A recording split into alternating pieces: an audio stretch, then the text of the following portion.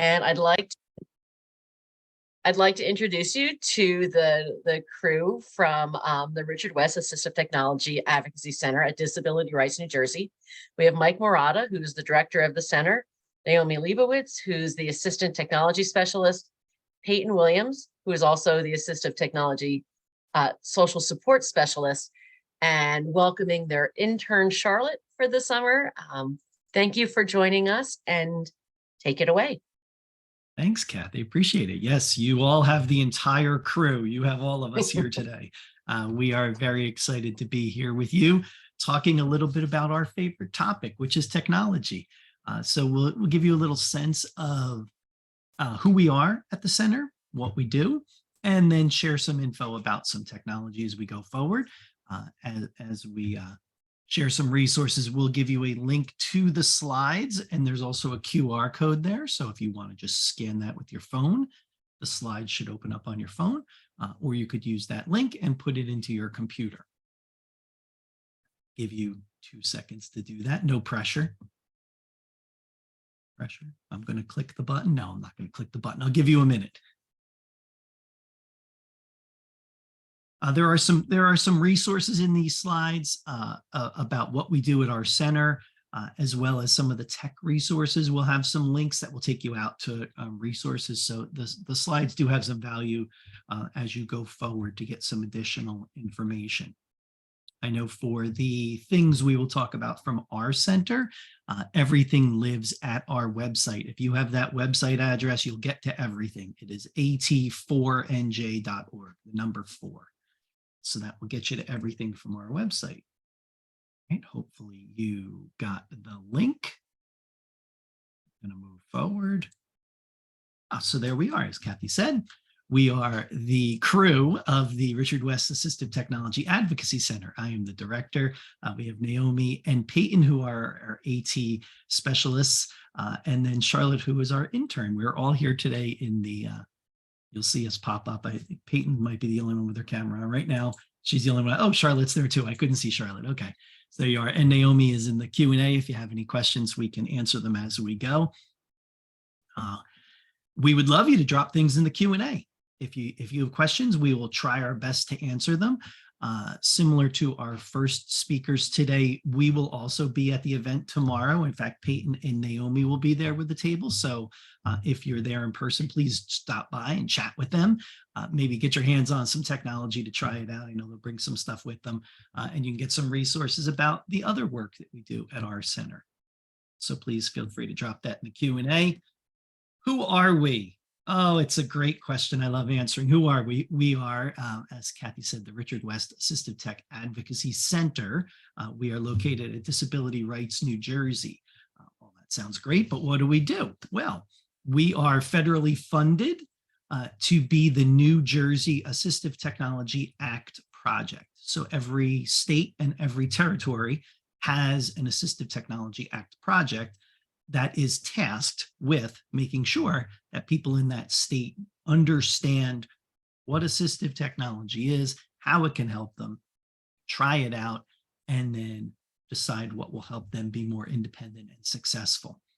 Kind of an exciting thing that happened because it allowed us to expand our services was during the pandemic, the federal government earmarked some additional funding to give to the Assistive Technology Act projects with a focus on making sure that older adults in our communities had access to technology as well to reduce social isolation, which was an exciting kind of extension of what we do.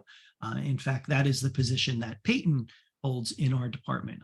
Peyton is the point person for the services we do under that contract. So it felt really, it was a good extension of what we did, because ultimately the technology and the tools and the services that we talk about are designed to help people be more independent and successful.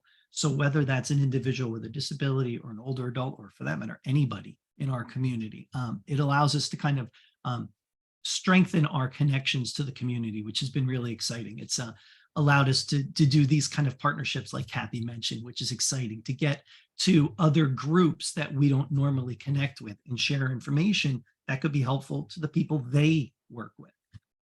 And I'll give you a sense of what we do so that you know how to access our services. A large percentage of our services are free. And we do kind of these three core services that we do statewide.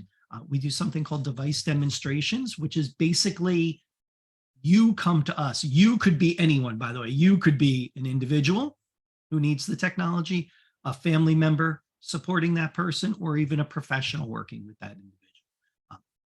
There's a need for something to meet to help address an issue a person is having. So we do these device demonstrations, which are basically opportunities for us to meet with individuals, hear the struggles that they're having, talk with them about what they're trying to accomplish, and then demonstrate for them and show them technology that might help them be successful. Ultimately, the goal of that is to allow that individual to choose what might work for them as they go forward. We are not assessing people. We're not doing evaluations. We're not giving recommendations about technology. I like to be pretty clear on that because I think people sometimes come expecting an evaluation with a report that comes with it, and that will not happen. I've written my fair share of reports in my day. I don't want to do that anymore. I'd rather just show people things and have them make their own decisions about what makes sense for them as they go forward. And so those demonstrations can be in person or virtual. We do them across the state. We have partners we work with in the community. We work with Advancing Opportunity, which is down in Burlington County. And then we work with Adam Kress, who's an independent consultant up in Bergen County to provide those, as well as our staff can provide those to people. One of those natural extensions of a device demonstration, once we start to narrow down what might work for someone, it would be great for them to actually get their hands on it and try it. And so we have a device loan program that is housed at Advancing Opportunities in Burlington County. That is statewide. They have a loan library of assistive technology devices.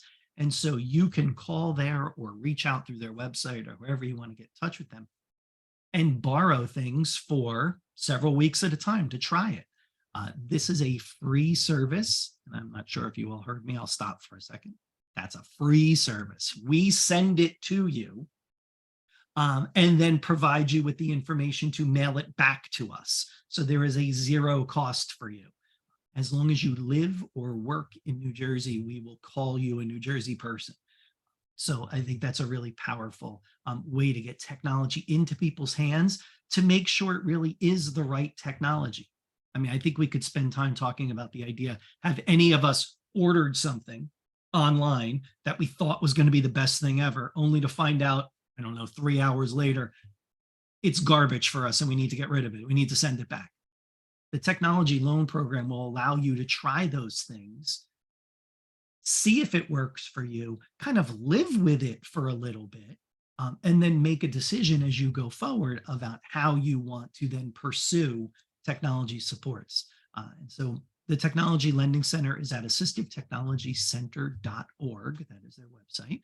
And you can view every device they have for loan there. So you can scan through the entire inventory and see what's available.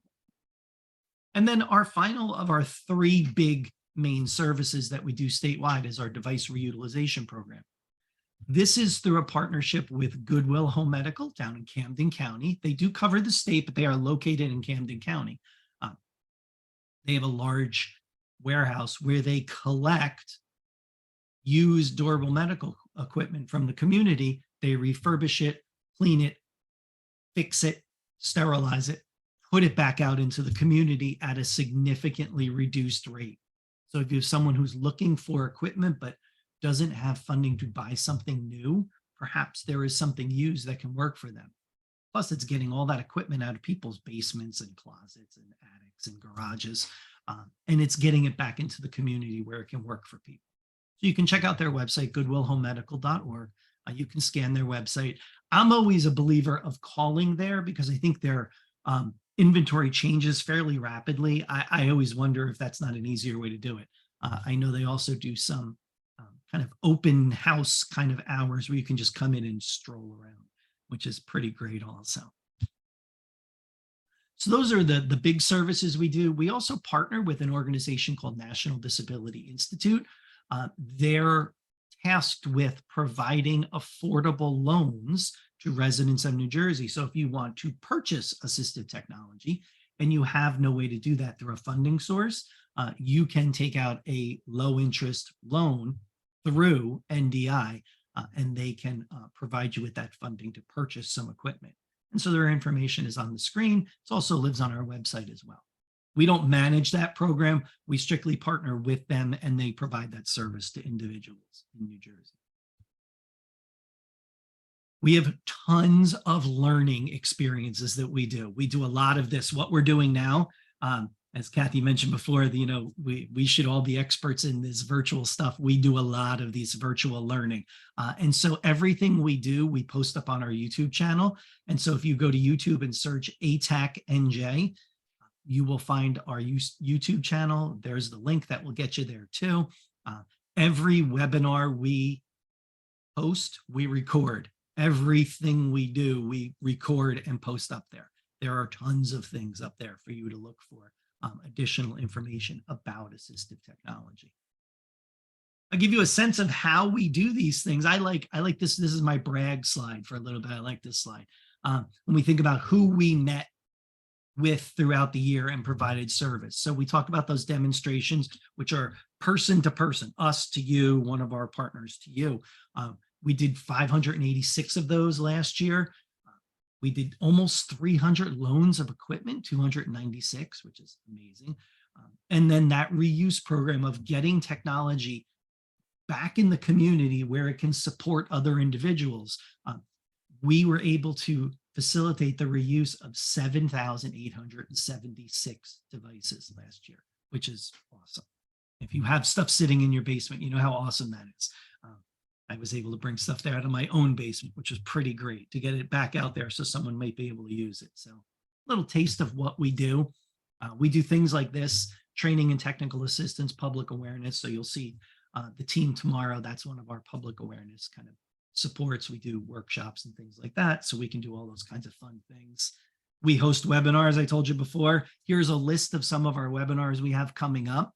So a lot of times we don't promote specific technology. I shouldn't say most times. We don't promote specific technologies, but we do recognize the value of having these things shared with individuals so that you understand the tools that are out there. And so we've started this Tech Spotlight series where we've asked some vendors to come in and share a half hour, what their device, what their tool does, how it might work for someone, how you might be able to get in contact with them to use it. We're not promoting these and endorsing these products, but what we want is to have people have the opportunity to connect with other devices that maybe we don't have in our center, or maybe you're not quite sure if it would work for you. So we're doing this whole series now. We have a couple scheduled on the next month. These will all end up on our website once they are recorded as well. So you can join us live, or you could wait and visit our YouTube channel and they will show up there as well. And we host a live conference. Like Kathy said, it's great to go back in person. So we have a live conference coming up. This is our first year. We're going to try to do, well, we're not going to try, we're going to do it. I don't know how well it's going to go, but we're going to do it. We're going to do a 2-day conference. So we're going to meet at the end of September on the 19th and 20th. We're going to do this at Mercer Community College in West Windsor. And we'll do 2 days of learning about assistive technology. So if you're interested in that, put those dates in your calendar as a hold for right now. We're kind of finalizing some details right now, and then we'll announce that soon. And of course, we'll announce that on our website for sure. And then there's one more sharing thing that I want to share with you. If you like this way of learning, virtual learning on your own pace, when you have time, that kind of just-in-time learning, we have partnered with an international group called ATIA, which is the Assistive Technology Industry Association. And we have partnered with them and purchased access to their entire virtual learning center catalog. What does that mean for you? That means that you, as an individual in New Jersey, whether you work or live in New Jersey, we have bought for you full access to the entire catalog for the whole year. So you can go into their virtual catalog, you can select recorded webinars, put them in your shopping cart, We will give you a code. Your cost will be zero. You're welcome. We think this is a really important thing because it gets people access to the resources they are interested in. A lot of times we make a webinar schedule and it's us guessing what all of you might want. But now we're going to give you an opportunity to pick through a whole entire catalog of things that make sense for you. And so all we ask is that you fill out the form.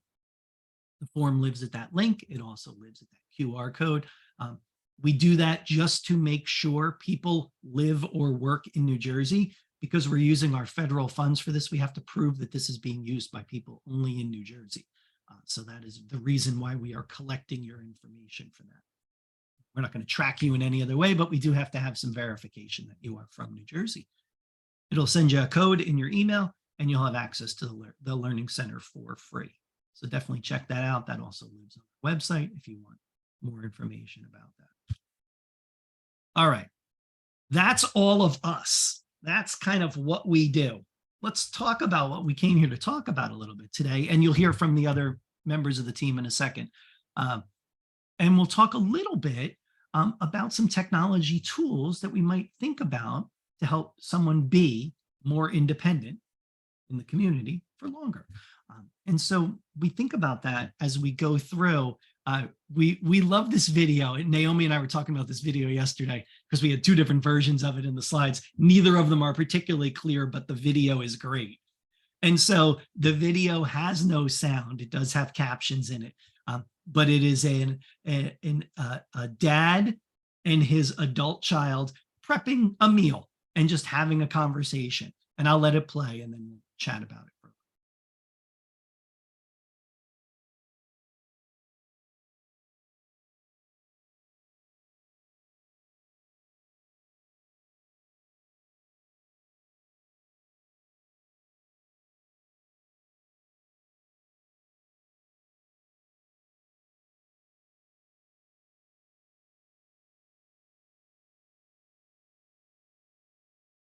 I do like that it has no sound because I like just watching it. So basically what happened in that video is they're prepping a meal and the daughter is asking the father how the new iPad's working out that they got him. And he says it's working great.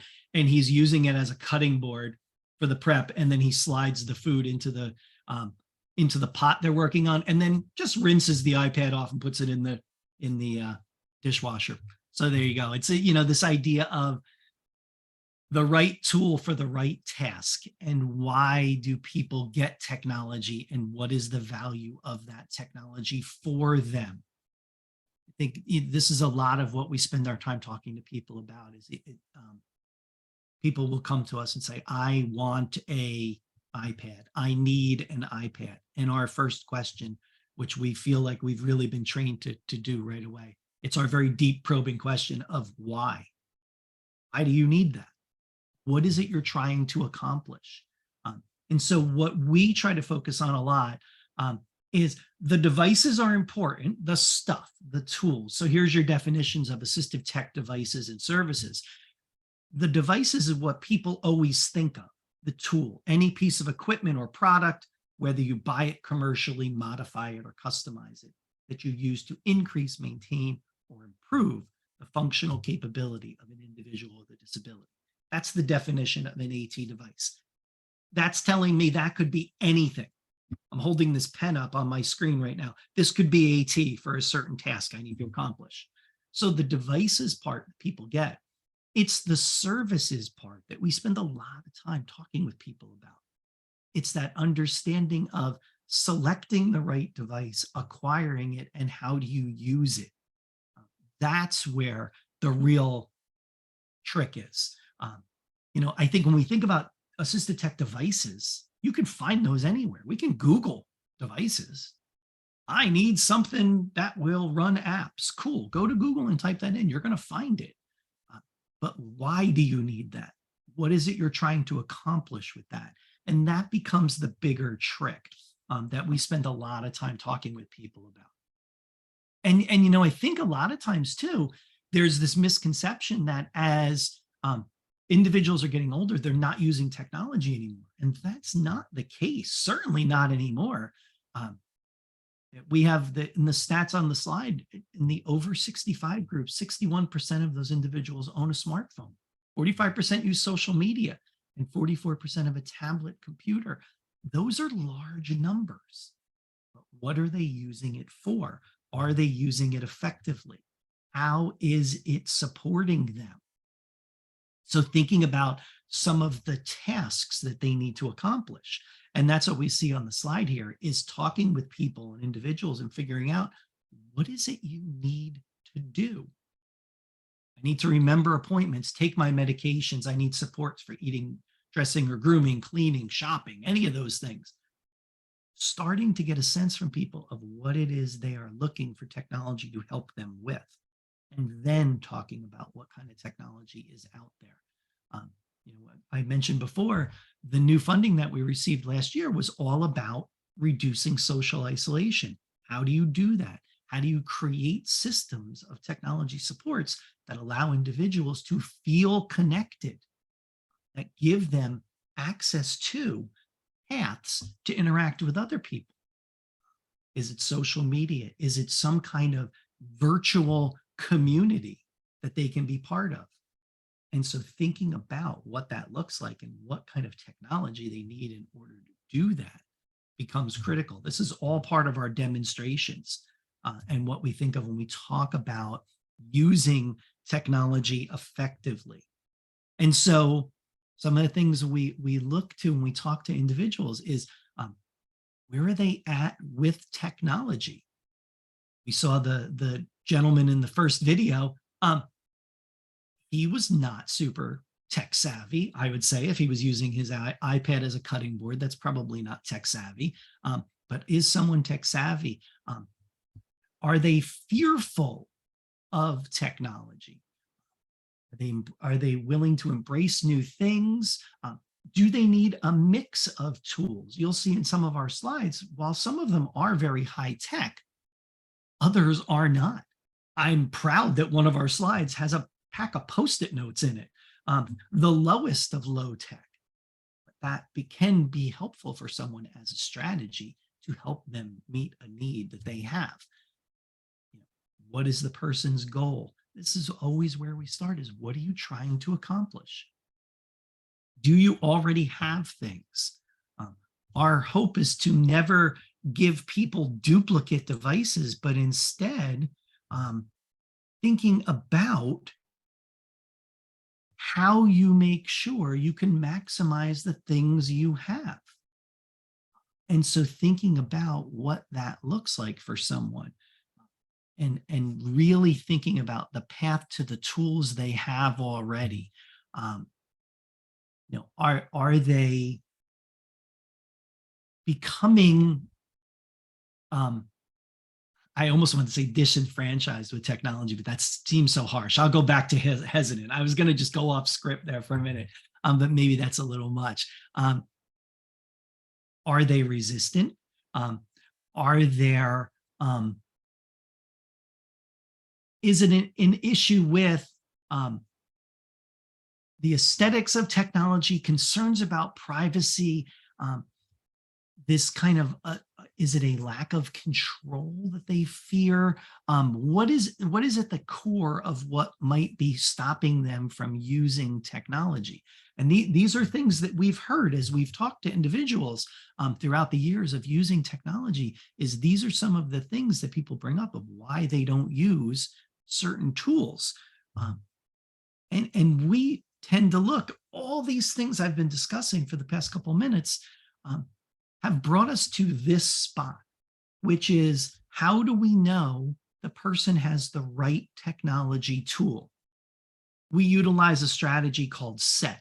It was developed by Dr. Joy Zabala. It was focused on students in school using technology. We've kind of adopted this for adults we work with because it's the same issues, the same questions. So in the original version of the SET, the S stood for student. So we've changed that to someone. That doesn't change the underlying issue of what the S stands for. Who is that person?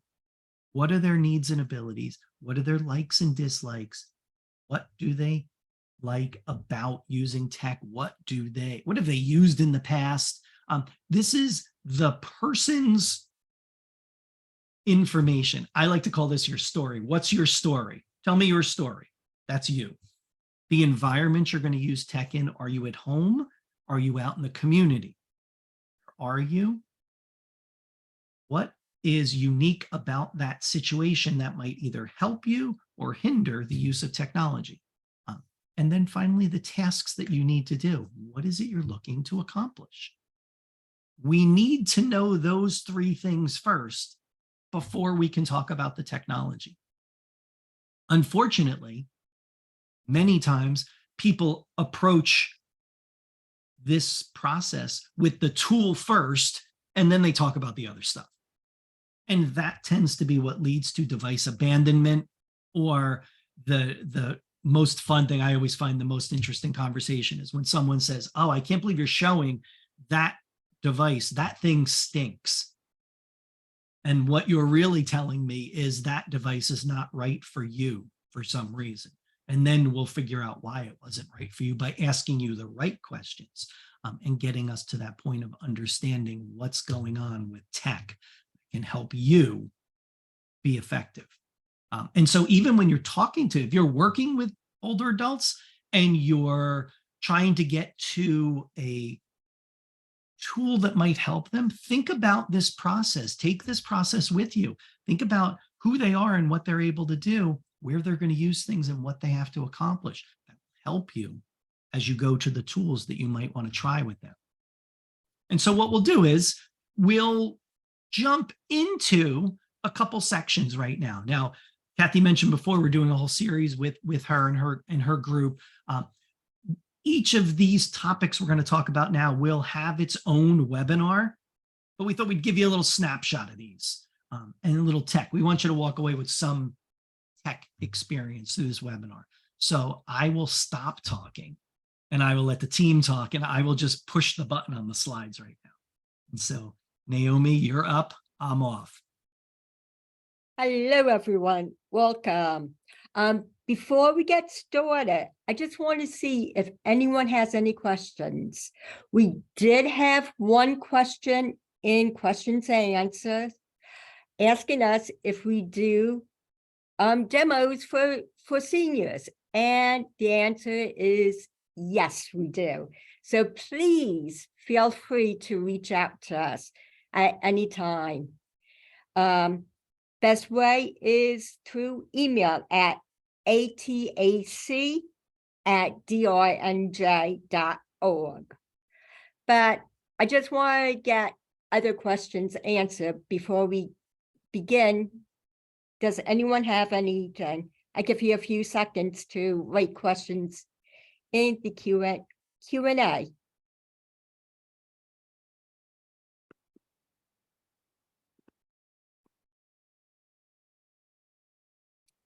Okay, I see no one has questions. We are going to talk about tools you already have at your fingertips. I want to ask, and please put your answers in the Q&A. Do people know their devices already may have everything you need, and you don't need to go out and spend $1 million for something that you may already need? Use what you have first until you can't. Naomi, I'm yes. sorry, I want to jump in here because you have live captions on your screen. The captions have stopped. I don't know if you have a way to turn them back on. Yeah, you know what it is, Kathy? I'm looking at it too. It's hearing me because it's running off my computer. Oh, okay. And it's not hearing Naomi as she speaks for some reason. And so now I'm going to poke around on my computer. Yeah, right, sorry, everyone. Probably my microphone. Yeah. Okay. Thank you. I'll turn my sound up a smidge, Naomi, see if that helps. It probably won't. Yeah, I probably have, because I'm using the computer mics and it's probably not good. Yeah, it's not hearing you. Sorry, everyone. Sorry about that. Mike, if you want to take over since it's hearing you. Nope, that's okay. Well, if we've, yeah, I'll repeat things if I hear them as they're going. What you're all recognizing is we're trying to use the built-in, which is funny that we're talking about it now. We're trying to use the built-in live captions so that it's built into our devices. But what you're seeing is instantly a quick barrier or a not Yes. as well defined feature in that it doesn't hear other speakers. It's hearing me, but not Naomi at this point. And it would be probably better if I was using my better microphone, my external microphone. Sorry about that. I didn't think I would need it, but I should have plugged it in. Sorry about that, guys. And we do have a question in.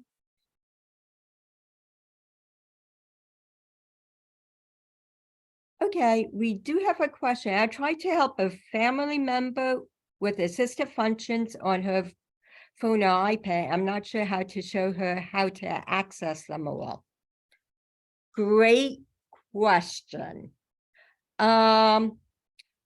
Julia, if you want to turn on your mic, if Kathy could turn on your mic just to get clarification on what features you wanted to show her, maybe we can assist you some. Yeah, just give me a second to let Julia talk. I have to find her. Get ready, Julia. Here you go. Okay, am I unmuted? Yep, we can hear you. Great. So hi, Hi. this is for a person who has macular degeneration and is eager to use her devices. So I know there are gestures that you can use to help like read an email out loud, but I have tried a few different things and have not figured that out. I'm sure I could just Google it and find some information, but I'm also very busy. So if you have some quick tips for those kinds of things, or can direct me to a good place to find them, that would be wonderful. A good place to find them is on iOS, the Mac. And actually, Mike, do we have the website in one of these slides? Well, let I me know. look. I think we took the website slide out. Okay. Julia, if you give me your email address, I could email you the website. Sure, I'll put it in the chat. I mean, in the Q&A. Q&A. Okay, perfect. And part of what Julie is looking at is this idea of, and I know it's going to come up in one of the slides. I know we took one slide out, Naomi, but I think the text to speech is still there, so we could talk about that. Right. This idea of providing auditory support for screen elements is kind of what Julie is talking about. This idea of assisting that person with audio support for things that might only be visual on the screen. And so we could show you the text to speech, but one of the other features, Julie, you might want to explore more. If it's an Apple phone, you might want to look at something called VoiceOver. VoiceOver, yeah. Yeah, and if it's an Android phone, you might want to look at something called TalkBack. They are both the same feature. They're just called something different on each device. And they provide you audio support of everything on the screen. And when you use VoiceOver, it will speak everything to you. Does she need everything spoken? That would be helpful, but Okay. it's mostly this person doesn't, work at a job right now. This is mostly for email and social interactions, but also reading articles, for example, from the New York Times or from the New Yorker, or, yes, having those things read out loud. And there are lots of gestures, like 3 taps and 2 taps and swipe up and swipe down. There is definitely more of a learning curve with VoiceOver. Okay. Than with just plain text to speech. because they are, it's just more involved, just like with any screen reader. It's more involved because you're not seeing the screen and you're learning commands and gestures for it all. But I would definitely send you the link and you could play with it. And sometimes using voiceover, for me at least, it gives me too much information and it gets really overwhelming. Right. And sometimes when you turn it on, when you turn on features in any device, please turn them on one at a time. If you turn on more than one at a time, you are just asking for trouble. But yeah, I would send you an email. Great question. Thank you. Naomi, you want me to play the videos of text to speech? Julia, Yeah. this will give you a sense of the text to speech feature, which you mentioned this idea of that person reading a website or reading an article or something like that. Mhm. This might give enough support Right. of them reading out as they go. And so I'll play the little video so you can see how, or I could go to the next slide. Sorry, everybody. Here you go. Apologize.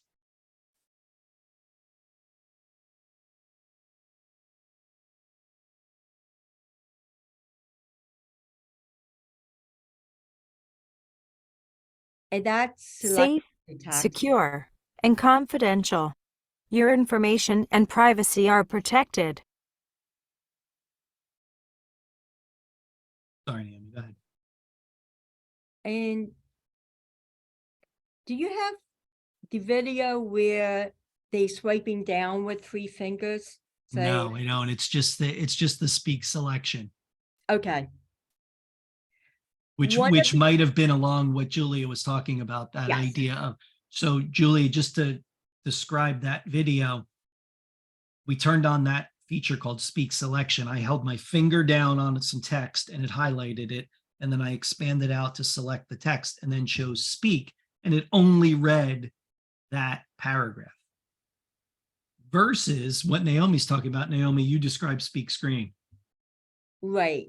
Speak screen is when you use, and it never works for me. Don't know why, but it doesn't work. So I always turn on show controller. Is that? Mhm. Yeah. But Speech controller. Yeah, speech controller, and just press it that way. But one of the gestures is to read the whole screen, to read from top to bottom, is to use 3 fingers and swipe all the way down. So if you were reading, a longer, an entire page, an article, whatever it might be, it's a simpler control because you're not highlighting text. Sometimes that selecting part to expand it out becomes difficult for somebody to be able to navigate that with their finger. And so the entire swipe might be better. Right. And then there's other gestures for other parts of the screen also. But I would definitely send you the link. Yes, thank you. I have trouble with that too, Naomi. I have tried. Oh, okay. I thought it was finger just one. swipe. Yeah, and it used to work. Maybe they've changed something on Apple. I'm not sure, but the 3 finger swiping does not seem to work anymore. Yeah. It's a little finicky, Julia. It's not you. Always go to blaming the phone first, by the way. Good move. I like that, how you both were working that out. I like that. Excellent. You want me to go to the next one, Naomi? Or you want me to show the Android version, or want me to keep going? Oh, no, show the Android. Android, all the phones and all your devices have this.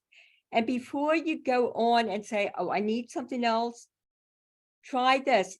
And my recommendation is, because like people go, oh, let me get a $500 text-to-speech program. And they only use one feature of it, and that's the text-to-speech. I mean, if you need the extra whistles and bells, that's great. But if you don't, why are you paying $500 for something you're not even using. Use what you have until you can't. Exactly. So here's the Android version. Oh, all right. Wait a second. It just does not want me to work. Okay, here we go.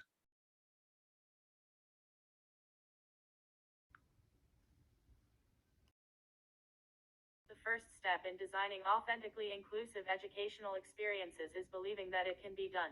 Adopting an inclusive mindset is a necessary prerequisite before.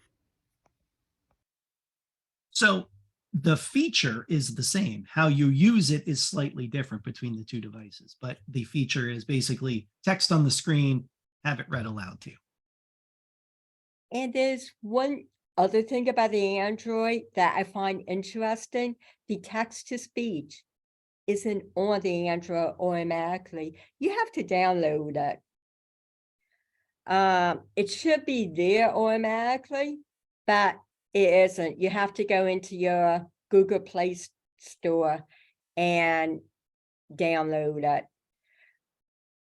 And it really depends on what Android device you have, because on some of them it's automatic. If you have the Samsung, it's not automatic. Even with the newer ones, it's not automatic. And we are going to go over tools at your fingertips. I believe it's in August, so please turn in, because there's so many tools that you have at your fingertips before you have to buy them. Another one is the live captions. You have it on both the Android, in your computers, or the iOS. And are these videos or No, they're just pictures. They're just Yeah. static pictures. Okay. I Mike, think it's important to remind people that these things are now built into especially the captions part. There's not many instances where you can't make things accessible to someone anymore. Now, granted, you get hiccups like what we're having today, where Zoom's not hearing Naomi through my microphone. But if you were using this on your own device, I've used it on both, and it's actually quite seamless. It works really well on both devices. and if you're using your Chrome browser and you have a video without captions, you can go into your Chrome browser under settings and turn on the captions. So your video that didn't have captions before will have captions. And if you're using a Chrome browser right now, if you go into settings,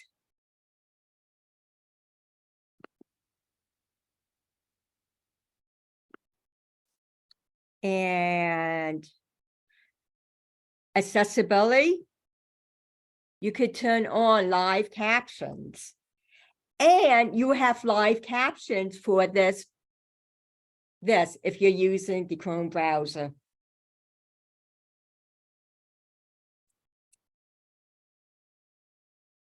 And another great feature of all your devices is the magnifier. On the Android device, it's just like a little magnifying screen. I believe on iOS, it looks a little different, where it magnifies the whole screen. So it does the same thing, but a little differently. And if you have a newer Mac, you could you just need a small sliver of text in large. You could just point to that small sliver of text and it will enlarge for you, which is really cool.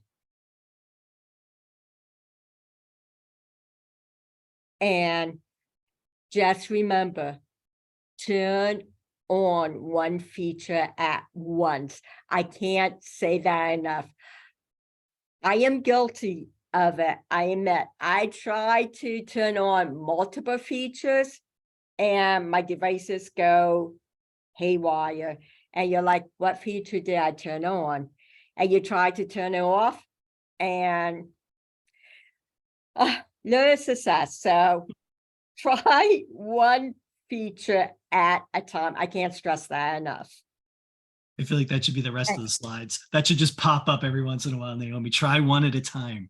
One at a time. One at a time. I'm guilty. I would try know. multiple things because I just want to see how they don't like acting with one another.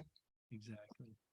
So Um, again, we'll get little chunks of information here. So, that's certainly not everything we could talk about. no, About built in. And, I think Naomi would agree. You put any of us in front of a device, we could probably talk to you for most of the day. But it's a taste. I think it's like anything else. It's giving people a little bit of something new that they can try that kind of expands their thought of how to use their devices. And then they go forward and explore, but only with one feature at a time. right. And the last thing I want to say is don't run out and buy the latest and greatest tool. Look to see if you already have it at your fingertips and try that before you go out and spend money and you realize all you need was one feature. I just well, like saving people money. I love it. I agree. We'll shift gears a little bit. We'll talk about voice assistants. We'll have Peyton jump in. Let's talk about voice assistants, and we're on track to be done by 12. I'm keeping an eye on the clock at the same time. Hi, Peyton, the floor everyone. is yours. So we're going to be talking a little bit about voice assistants. I know that so many people probably don't really know that they have voice assistants in their home already. I mean, that's just a prime example with Alexa and even like Siri and everything like that. So if anyone wants to jump in and has a device like this at home and wants to tell us either in the Q&A, what they use it for or how it helps them every day, please be my guest. I know for me, mine is my Alexa and it dings every time I get an Amazon delivery.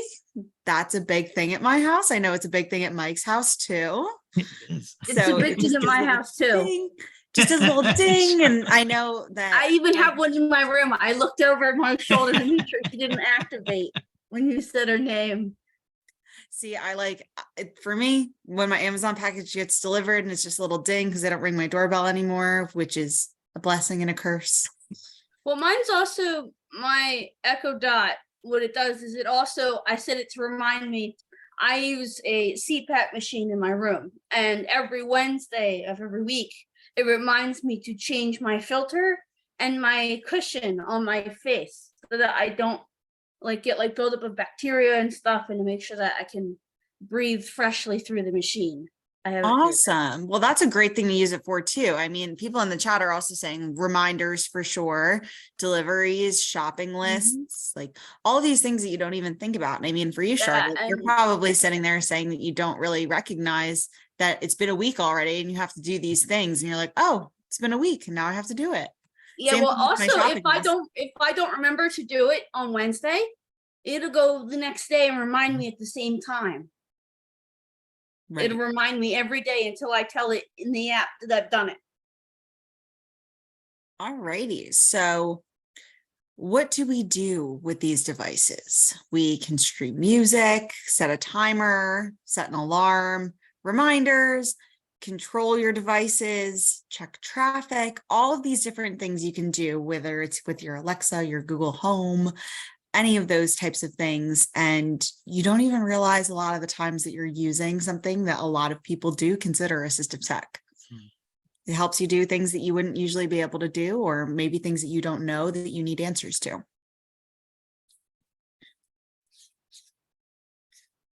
All righty. I got distracted. Sorry. No, you're fine. So another great thing with voice activation is your lights. I know a lot of people who have theirs set up to say like, Alexa, turn on the lights. A lot of these can be controlled by apps as well now. So that's pretty cool that you can do it right from wherever you're sitting. This is a great tool for people who have low mobility, especially when you're not able to kind of get up and get to the place that you need to get to either turn on the lights, turn on the TV, all of that fun stuff. We have a little video about Alexa. So Alexa, I decided to set up Alexa in his home as well. And recently I had an idea to sneak into Kenny's apartment and take off his light bulbs that he has and connect some smart bulbs for Alexa, because Kenny has terrible light switches in his home. This light does this one and this switch does that, and then you have to go clear across the apartment to flip another switch, and they're really confusing. What if I had another idea? Yeah. To fix all your problems with these lights? What if I could say, like, Alexa, turn off the lights? Yes. Okay, Or what if I could say, like, Alexa, turn on the lights? okay. When Alexa did that for me, I almost fell over and hit the floor. I don't believe this. I got down and I almost passed out. I couldn't believe this technology. Alexa, would you please turn the lights off? Okay, Alexa, thank you so much. you are so very welcome. What can I say? I mean, I love it. I really do. I love that Alexa. So that's just so great. And I mean, anyone can really benefit from that. But especially, I mean, we have light switches in my house that my mom just said the other day. She was like, I didn't even know this light turned on that. I was like, we have lived here for 21 years and we still don't know what light switch connects to what. So that's It's something always that the part anyone that can makes me use. laugh. I always laugh in that part of the video because I have that same thing. I'm like, I don't know, this switch is doing something, and it just made me laugh. Walking across the house to turn a switch on, yeah, it made me I laugh. have a switch in my our rec room that does absolutely nothing. And it's Maybe it just does, and every you once just in a don't know while it I'll go yet. and I'll go and flip the switch and I go, oh wait, this doesn't do anything. Flick, flick, flick, flick, flick. So funny. Perfect. Alexa, I sorry. decided to set up. But I wish I could tell her to turn on my lights, turn off my lights. Right now, what I do is I have a remote that just turns them on and off and just that type of thing. And what my light switch does now is it turns off my fan. Actually, yeah, that's what it does now. I hear you on that. Another great thing that we have is home automation. So smart plugs are great, especially because you can program them to different devices and plug them into different devices. So for example, if you know your one plug is plugged into your coffee maker, you can say, Alexa, turn on my coffee maker. You can say, Alexa, microwave 1.5 ounces of popcorn if it's plugged into that. So that's something that's really cool. You can also connect it to your thermostat. There's also smart thermostats, which are very, very cool. You can talk to them. You can adjust them manually. A great thing about smart plugs is that even without the ordeal of having to go and put in the different light bulbs, if you just plug your lamp into the outlet, you can say, Alexa, turn on my lamp. So that's a really cool thing about Amazon smart plugs. Also, there are a lot of plugs that you can also buy on Amazon that might not be Amazon related, that are just smart plugs in general. And those can also connect to apps on your devices, and you can control those from your phone. Mm-hmm. So much Yeah, out what there I didn't for- tell you also, I have her play like an Audible book for me sometimes. Yeah. Mine's connected to my Audible. So what I do is I go in and tell her I'll be in my room. I have her muted so she doesn't activate. So I'll be like, Alexa, resume my Audible. And she'll go, resuming Charlotte's selection. And she'll say that Wonderful. type of thing. So yeah, no. That's So what we she will does. go that talk about just a taste. And again, we're giving you a taste of all these different things, hopefully to entice you to join us for these webinars, where we will go into hour-long conversations about each of these areas. But that's just a taste of that home automation kind of voice assistant aspect of things. I know we have 5 minutes left. We'll jump into another area that we're spending a lot of time and energy in now. And that's talking about reminders for medications and things like that. So Naomi, I'll turn it back over to you. Thanks. You're welcome. Yeah. There are, okay, studies have found that 69% of people tend to forget their medications. And that, I mean, that is probably the number one reason. And that could really be detrimental if you forget. 16% is due to cost. They simply can't afford it. And 15% of the people are afraid of the side effects meds do. There are all, since as Peyton mentioned, voice assistance is wonderful for setting reminders. You could set reminders with your voice assistant at certain times to take your meds. If you pay attention to those reminders, that's another thing. But also there's one of my favorites is the timer caps. The timer caps are tell you the last time you opened the bottle. So if it says 20 hours, you could be assured that you may have missed some of your medications. I think they come in handy. My other favorite thing are Post-it notes. Put Post-it notes on everything, your refrigerator or your bathroom mirror, and maybe on your stove, places that you will commonly go. You will see the Post-it note. Maybe you will pay attention to it. Maybe you won't. If you're me, you probably won't pay attention to any of it. But you can do that. And it comes in really handy. And then you have devices that you could set timers for, like the timers, and it will go off saying take your meds, and it won't stop until you open the container. You have timers that give you voice, you have timers that flash at you, and there's medication boxes that would do both. They flash and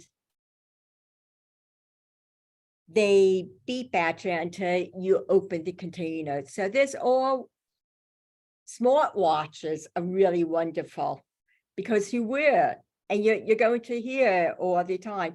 And you may just ignore the reminder, or you may go to it and take your medication. But you have different options, many more options, but this is just a small taste. And there's a whole series on AT for medications in our webinar series. As we just say, we just give you smaller snippets of it. Little snippets is right. And I think, I don't know what Peyton and Naomi have with them for tomorrow, but something tells me they probably have a couple of those things to Yes. demonstrate tomorrow. Peyton, I see shaking your head. Yes. So yes. So there, if you want to get your hands on some of those tomorrow and check that out, they will be there at the table. I know we're coming up to the top of the hour. I pushed us forward to this slide. This gives you the schedule of our upcoming events, so you get kind of a sense of the topics we're going to talk about. So we will meet once a month and talk about different topics related to assistive technology. Some of them we touched on today, others we did not yet. But those will be our areas of focus. And again, these will all be recorded and will be posted. So if you can't get there in person live, you can certainly catch up with the recordings. Hopefully, this gave you just enough information to make you really interested in assistive technology. Like I said before, we are around. You have contact info for us. There's the slides one more time, along with our web address that you can reach out to us for anything. And so feel free, reach out for anything you have questions about. You can touch base with us. You can shoot us a message like Naomi said. You can visit our website. You can follow us on social media. We'll post a bunch of stuff there. Anything and everything related to assistive technology, we will do our best to help you. If we don't know, we are a notorious group for saying we don't know, but we will find out for you. We don't claim to know everything, far from it, but we will certainly work hard to figure out ways that you can help either someone you're working with be more independent, or we can help you be more independent. So thank you so much for your time today. We really appreciate it. Kathy, it's not often that we finish right on time, and I'm going to just embrace that right now. It's fantastic. Perfect. Thank you so much. I didn't realize you were bringing toys to play with tomorrow, so I'm really looking forward to that. Of course. And everyone, we look forward to seeing you tomorrow. Come early, come hungry. We have a great breakfast layout. The official programming starts at 9. The doors will open around 8 to start registration. There will be an email sent out with the final details this afternoon. So check your email one more time before you leave for the conference.